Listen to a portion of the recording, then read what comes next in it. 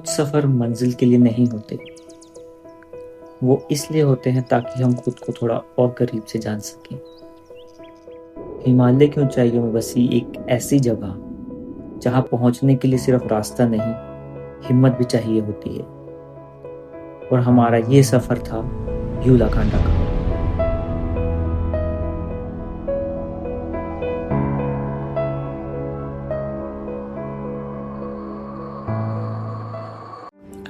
तो मैं निकल जाता हूँ रात 3 बजे सेक्टर 43 बस स्टैंड, अपनी बस पकड़ने जो थी चंडीगढ़ टू शिमला।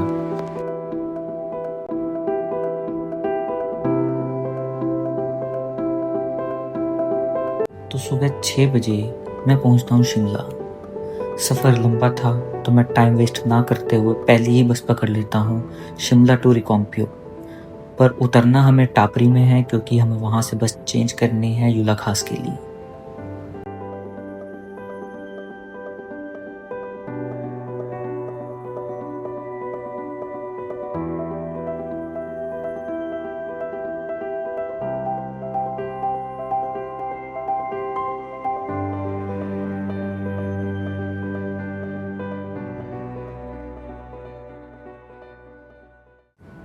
लगभग 3 बजे के करीब मैं पहुंच जाता हूं किन्नौर गेट पे, जहां से इसके बाद किन्नौर का वो डेडलीस्ट हाईवे स्टार्ट हो जाता है। इसको डेडलीस्ट क्यों कहा जाता है वो आप आगे वीडियो में खुद देख लीजिए।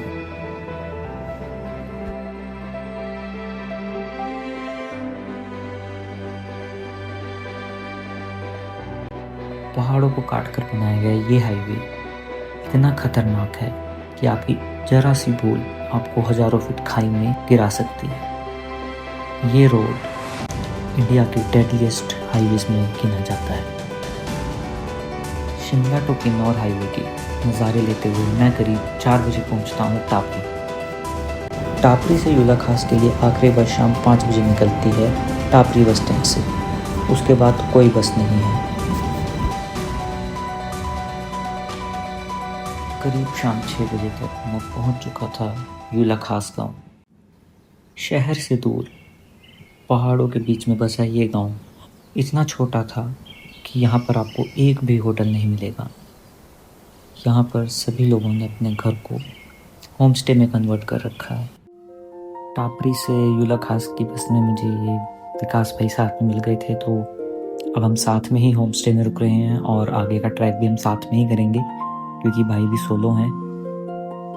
तो ये है हमारा रूम होम स्टे का। इसके हमने 800 पर नाइट दिए हैं, जिसमें कि डिनर इंक्लूड है और सुबह का ब्रेकफास्ट भी इंक्लूड है। ये हमारे रूम से कुछ बाहर का व्यू, दोनों तरफ पहाड़, क्या खूबसूरत व्यू है। तो मैं अभी आपको दिखाता हूँ होम स्टे की टेरेस से 360 व्यू। क्या ही ब्यूटीफुल नज़ारा है, चारों तरफ पहाड़।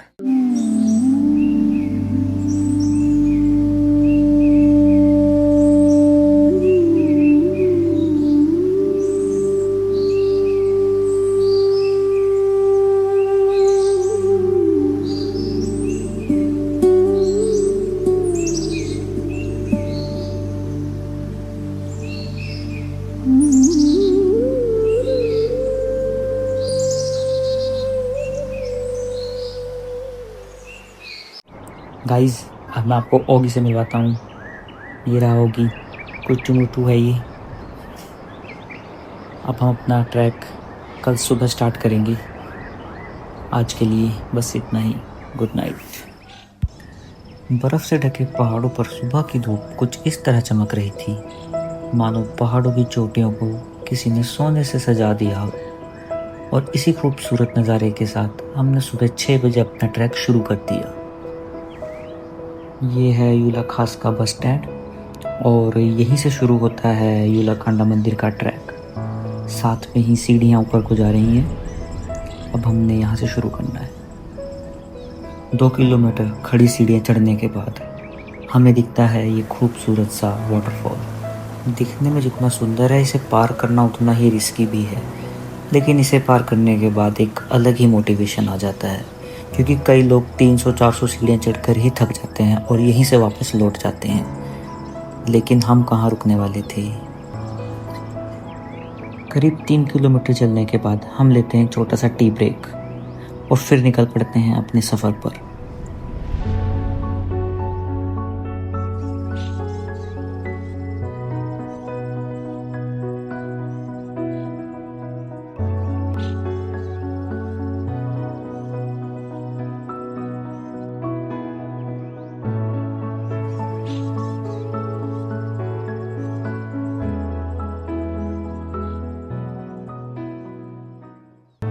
जंगल का रास्ता पार करने के बाद सामने आता है कुछ ऐसा नज़ारा जिसे देखकर सारी थकान पल भर में गायब हो जाती है।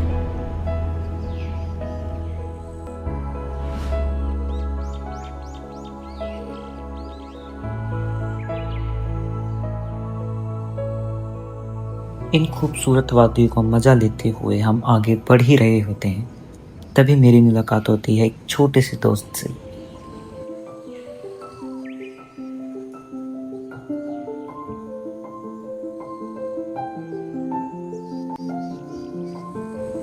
कुछ देर डकी के साथ मस्ती करने के बाद हम फिर निकल पड़ते हैं आगे की ओर, अपना सफ़र जारी रखते हुए।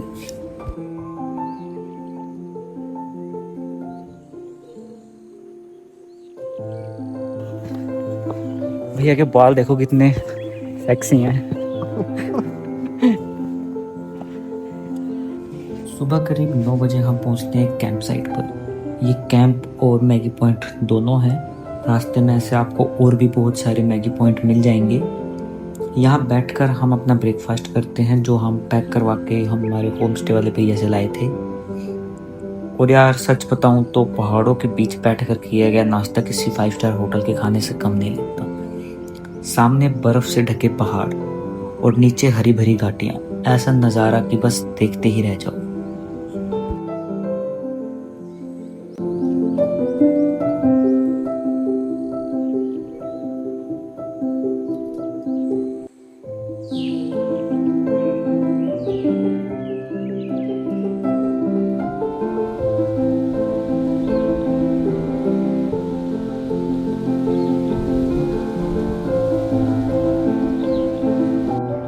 नाश्ते के बाद हम फिर निकल पड़ते हैं अपनी मंजिल की ओर। तभी हमें दिखाई देता है ये गेट। यहाँ तक आते आते 9 किलोमीटर का सफ़र पूरा हो चुका था और अब बस 3 किलोमीटर बाकी थे। लेकिन जैसे ही हम इस गेट को पार करते हैं, नज़ारे पूरी तरह बदल जाते हैं।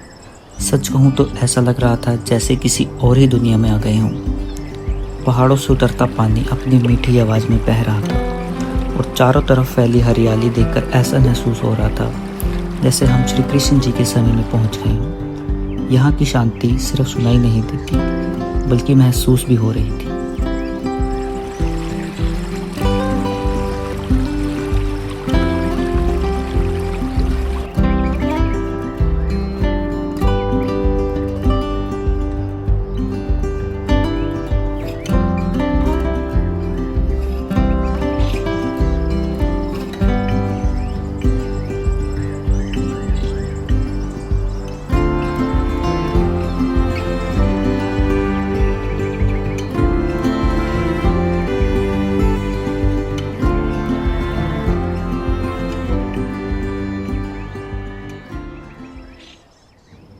जितने खूबसूरत ये नज़ारे हैं, यहाँ तक पहुँचने का रास्ता उतना ही खतरनाक भी है।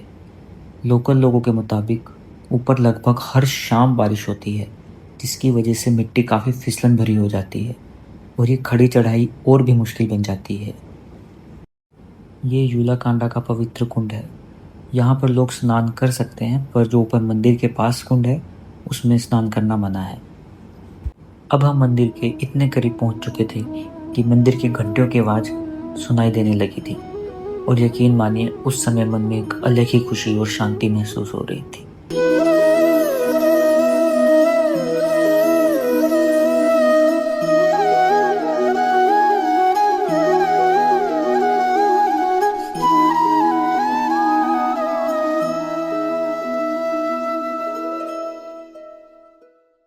चारों तरफ हिमालय की चोटियां, बीच में शांत झील और झील के बीचों बीच स्थित भगवान श्री कृष्ण का मंदिर।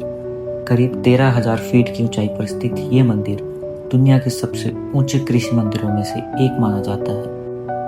कहते हैं कि इस पवित्र झील और मंदिर का संबंध महाभारत काल से है। स्थानीय लोगों की मान्यता है कि पांडव अपने अंतिम सफर के दौरान यहाँ आए थे। शायद यही वजह है कि इस जगह की शांति सिर्फ दिखाई नहीं देती, महसूस भी होती है। कुछ समय बिताने के बाद मन शांत हो गया था।